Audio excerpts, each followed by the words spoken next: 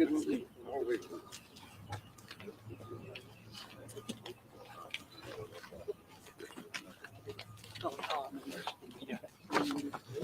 right, well, morning, everybody. Let me just thank you guys for being here. I apologize for running a little late. We had trouble landing because of the fog this morning.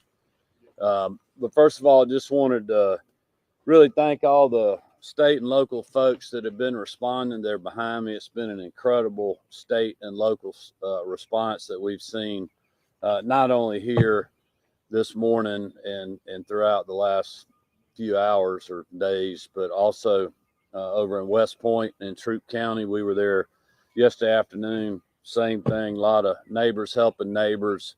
Just cannot thank the other surrounding counties for responding here and on the west side of our state. And that obviously our state partners done a tremendous job really getting on the scene very quickly after the storms came through. We obviously have GEMA that's here. Mike Smith's the lead here today. Director Stallings is over in West Point. I want to thank Major Deason with the Sheriff's Department. Sheriff Massey couldn't be with us this morning, but I was communicating with him over the last hours too to make sure that their needs were being met. The local EMA, Wayne Johnson, Chair Davis, who's here with us, the Mayor Pro Tem Chambers, who's with us, a lot of the other commissioners and council folks that have been paying attention to what's going on. Just from a state perspective, also just want to thank the State Patrol, DNR, Georgia Forestry, Department of Transportation, our law enforcement folks that are helping respond, but also our chainsaw strike teams and other folks that are getting on the ground to clear the way for our private sector partners like our power companies. And we certainly want to thank them for what they've been doing on the ground. I mean, they're working, as you can see, around town very hard right now to restore power and get people to some sense of normalcy here.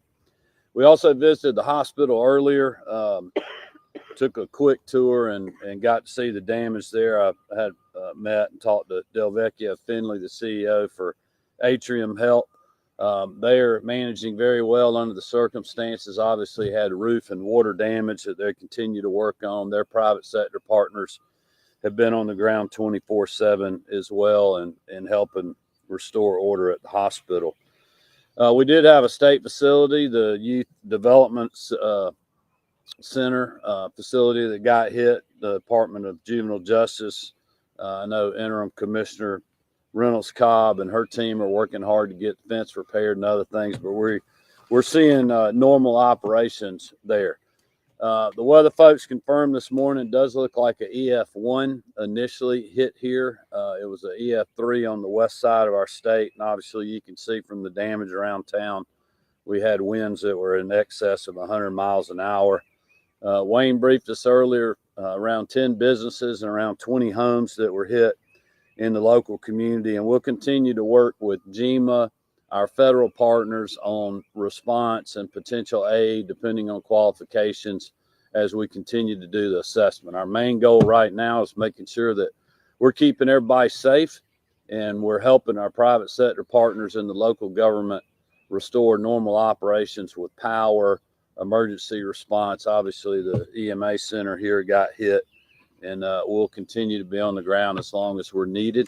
From a state perspective, that's why I immediately did the state of emergency to allow these state resources to act very quickly and respond not only here, but also over in West Point, Georgia. With that, I'm going to let Mike Smith, Georgia Emergency Management, give you just a few quick updates, and then we'll open it up to questions for either Mike or I or the rest of the local folks that are here. I think they'll be glad to answer any local questions you may have. Mike. Thank you, Governor. To echo what Director Stallings said yesterday over in Troup County, we do want to thank you for your quick, decisive action in getting that state of emergency out. We were able to get people on the ground very quickly after the incident happened. We have field coordinators on site right now. We're still assisting with any of the evaluations.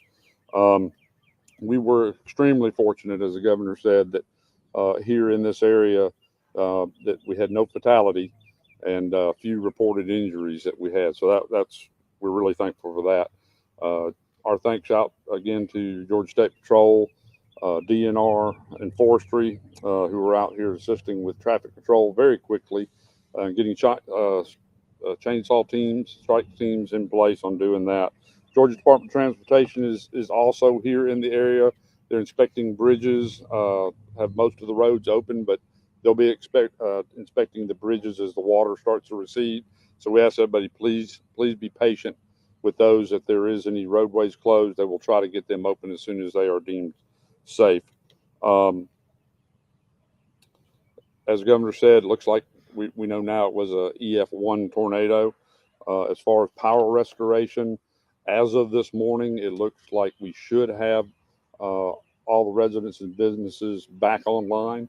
There could be one or two stragglers, so if you are without power, please be patient, but power should be restored to the area at this time. All right, anybody questions? Any questions for anybody?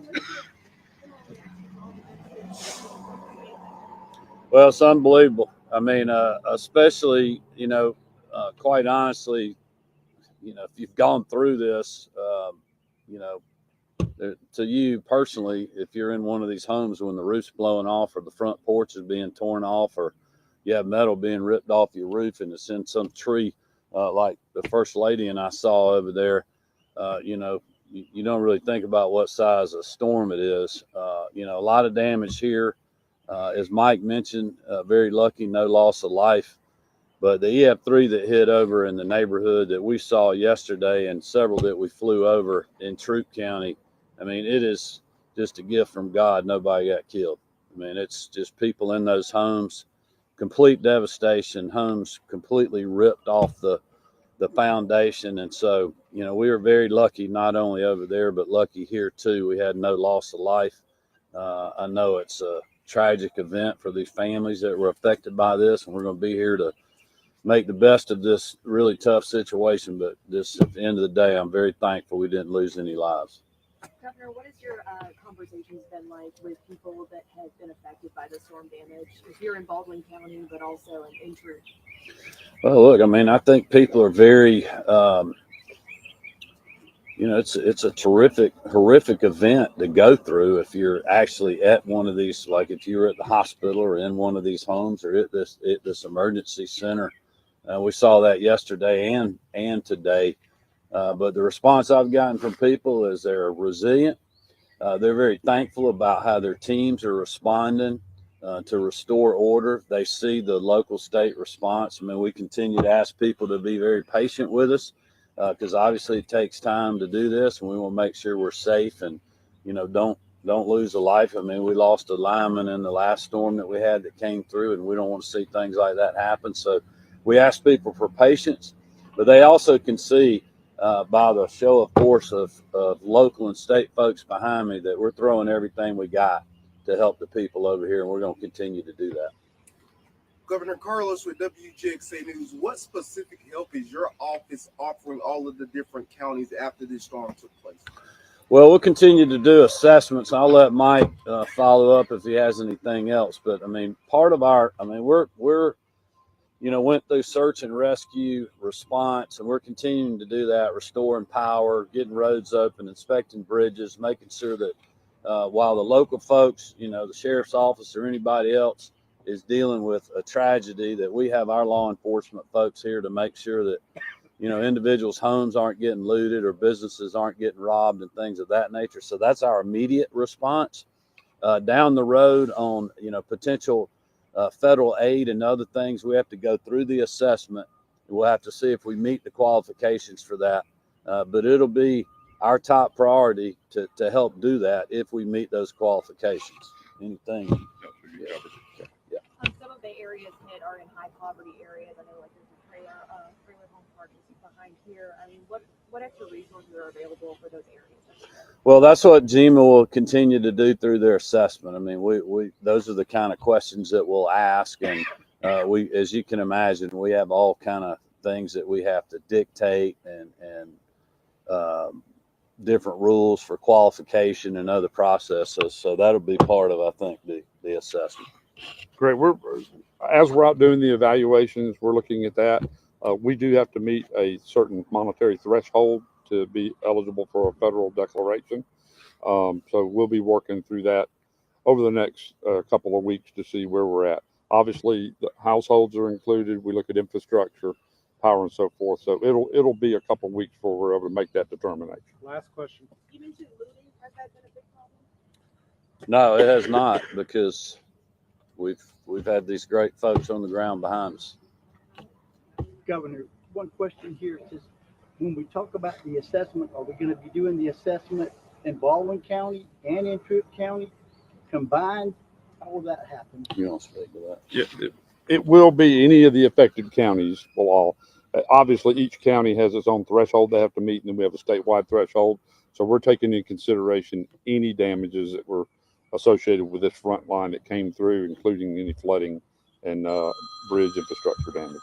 I know GEMA and state officials are also assessing the dam in Ivy and Wilkinson County after the breach earlier this morning. Is there any update on that? They're looking at that.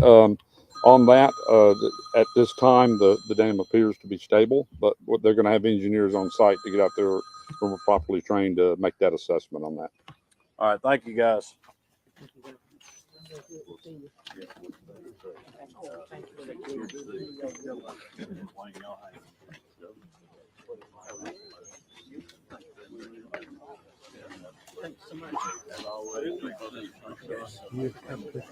Thank you for coming down. Welcome to Milledgeville. Glad to be back.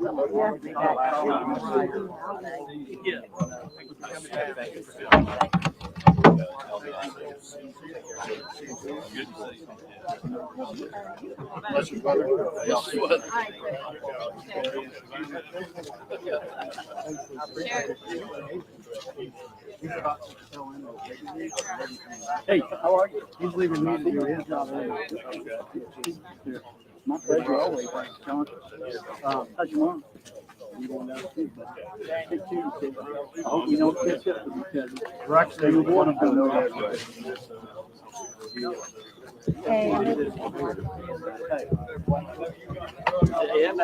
All of them. You gotta make a long way. Yeah, I'll